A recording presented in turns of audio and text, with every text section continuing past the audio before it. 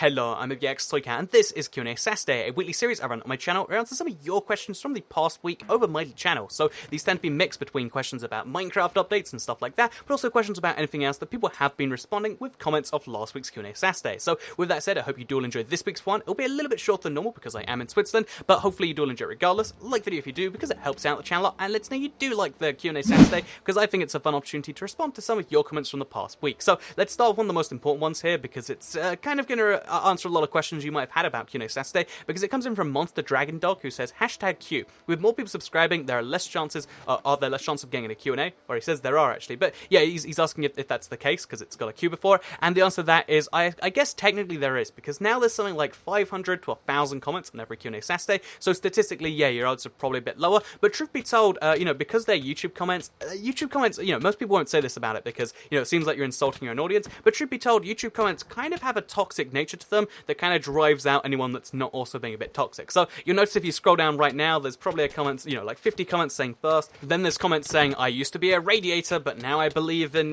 this or that, or something like, oh yeah, look, click here for this really funny joke, and then read more is actually their text bar, and it's like, haha, really, really good stuff there. But no, that's what most YouTube comments are, and I kind of get that's like the culture of the place, but it means that when it comes to actual questions, there aren't as many as 500 or 1,000, and it means that out of those questions, most of them aren't actually proper questions, if that makes sense. Like, because okay, this is like a pro tip. So if for some reason all you want to do is you want to get on your Q&A Saturday because you really want your question answered, which I get that if that's the case, then all you have to do is make sure your question is like an actually decent one, because so many questions, this will happen anywhere on the internet, will be stuff like, oh, it's like, what's your favorite color? What's your least favorite Minecraft block? Or something that doesn't really have too much to go with it. Or if it's about Minecraft, it'll be like, oh yeah, Toy Cat, do you think flying ocelots that shoot rainbows out of their eyes will come into U57? And it's like, I can just really say no to that. There's not much to go with it. Whereas a more open-ended question, this works in real life too, by the way, tends to have a better response because the person can actually, do something with it rather than saying no or yes or whatever it is. And there's just a pro tip for asking questions. So yeah, if for some reason all you want is to be on a Q&A Saturday,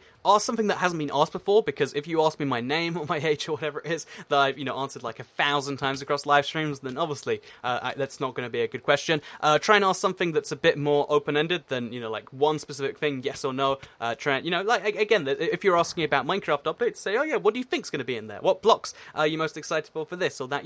There's questions like that are actually easy to answer, and that will also work for your real life too. So there's some life advice that doubles as Q&A Saturday advice. Hope you all enjoy it. But let's move on to the second question, which comes in from Floating Sand, who says #Q. At IBX Toycat, do you think well, I don't know why that's in whatever, but at IBX Toycat, do you think the add-ons will be made by 4J Studios and cost money, or do you think they will be free? And then another #Q, because it's a double question apparently. But yeah, do I think add-ons will be made by 4J Studios? I think they will be. But so the add-on system will be made by 4J, and before, this is the way I always assumed it would work. They'd put mods, in big air quotes, into the game, but they'd actually be like content packs developed by 4J. However, it's actually really cool because the system they've been hinting at since last year, and they said will be coming out this year for Minecraft console, is actually going to be the system where modders can, mod the game, or not. It's not modding; it's slightly different, but for ease of simplicity, modders can change the game files, and they'll do it for the Pocket Edition, and then that should also work on the console. I don't know how, how I imagine it would work is there'd be a store, like with Skyrim and Fallout, where you can just go through and find these mods,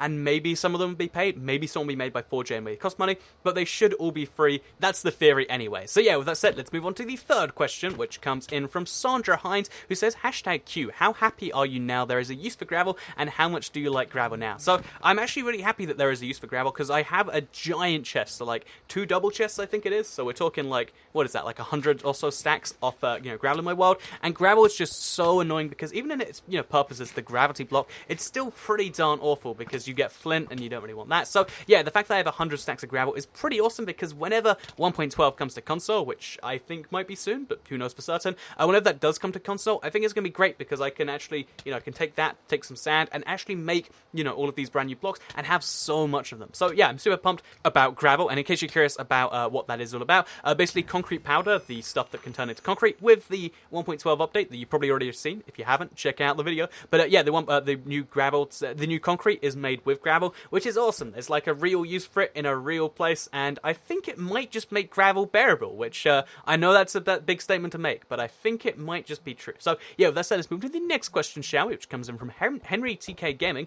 who says first, and then lots of smiley faces as a joke, because I mentioned last week how bad first comments were. But yeah, with that said, hashtag Q, what are you going to do when Superflat runs out of space, or your Superflat runs out of space, sorry? Are you going to make a new world? So yeah, I have this giant Superflat world I use for all my videos that you're all probably familiar with, and all my videos that you need a creative world, that should be said right there. And it is actually maybe like a third full, so that means if after this many years it's a third full, it's going to take years to be 100% full, and even when that happens, I wouldn't create a new world. I'd do one of like 4 things. I'd either expand the world, but let's assume I don't want to do that. If I didn't expand the world, I might start removing builds, because there's lots of terrible stuff in there even right now.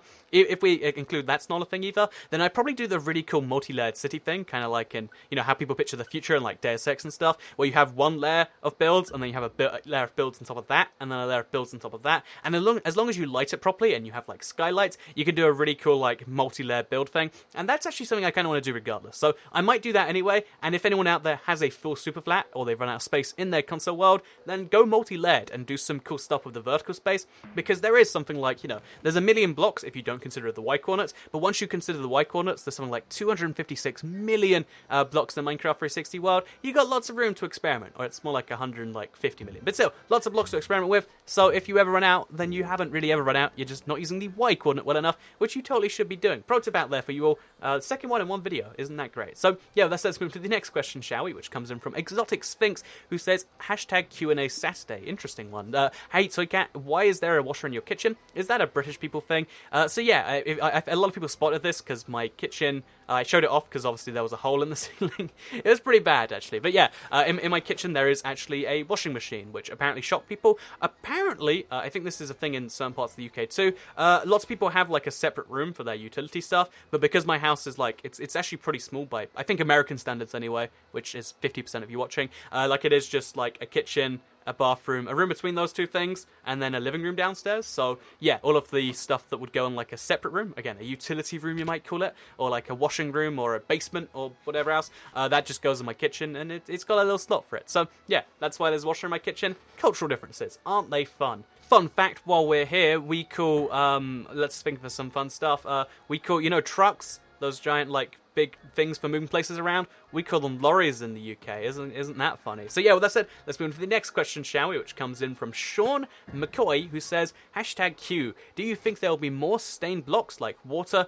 quartz, wood, etc.? So I'd love to see some form of dyeable water. I think that's great. They have it on the Pocket Edition inside Cauldrons right now. I have to imagine that will come at some point. Stained quartz seems like probably isn't going to be the case, but stained wood is something that I still think will come back to Minecraft at some point, because if you don't know, back in the 1.7 days, before stained glass existed, and just after stained clay existed maybe, they were actually, you know, Dinnerbone was playing around with stained wood, so he actually used this screenshot right here. It looks pretty good if you ask me, of just being able to dye your wood to have different colours off it. I can't work out which the default colour of the wood's meant to be. Maybe the orange wood is the acacia one, because none of the other ones look like any colour we have right now. But yeah, basically he was going to add stained wood to the game as a cool way to add new customization. However, a lot of people were kind of upset with the idea and were like, no, that shouldn't happen. And the reason he stopped doing it in the end was because there's so many, the reason they don't have every block being dyeable is because you have to add so many values to the game, and a lot of people kind of aren't on board with that. However, you know, in this most recent update, they added, what is that, like 48 new blocks and, you know, 3 types of new dyeable blocks. So dyeable wood, I have to imagine, will come back, because look how cool that red dyeable wood looks. Look how cool the blue ones look.